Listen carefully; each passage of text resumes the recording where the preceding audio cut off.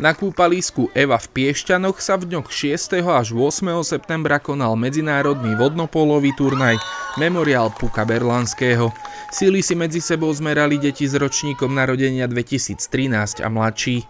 Tento rok sa nám podarilo pozvať na turnaj družstva z Sparty Praha, ukrajinského Dynamo Lvov a doplnili sme ich my, domáci Kúpele Piešťany a družstvo PVK Vrútky. Domáci klub postúpil až do finále, kde vyhral nad Spartou Praha.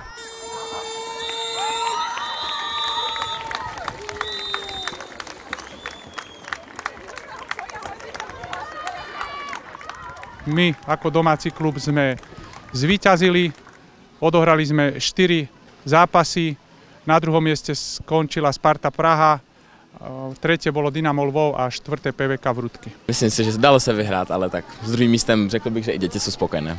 Mně se to tu líbilo moc, já si myslím, že hřiště je super, je to super zázemí, si myslím, na letní turnaje. Takže jsem rád, že se budeme moct se sem znovu podívat.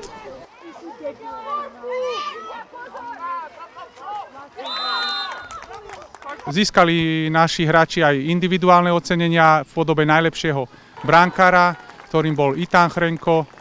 Som rád, že som aj dostal to ocenenie za najlepšieho brankára.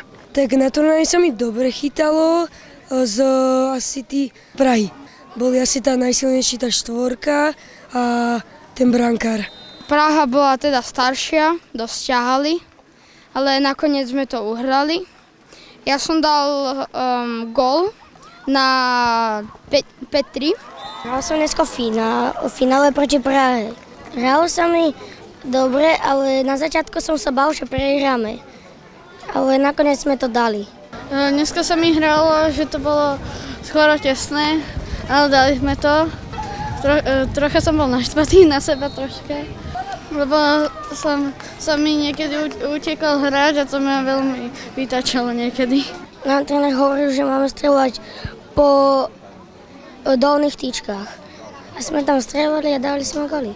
Turnaj bol prípravou mladých vodnopólistov na súťažný ročník, ktorý sa začína v októbri. Veríme, že aj tento turnaj prispieje k dobrým výsledkom v zápasoch, ktoré majú pred sebou.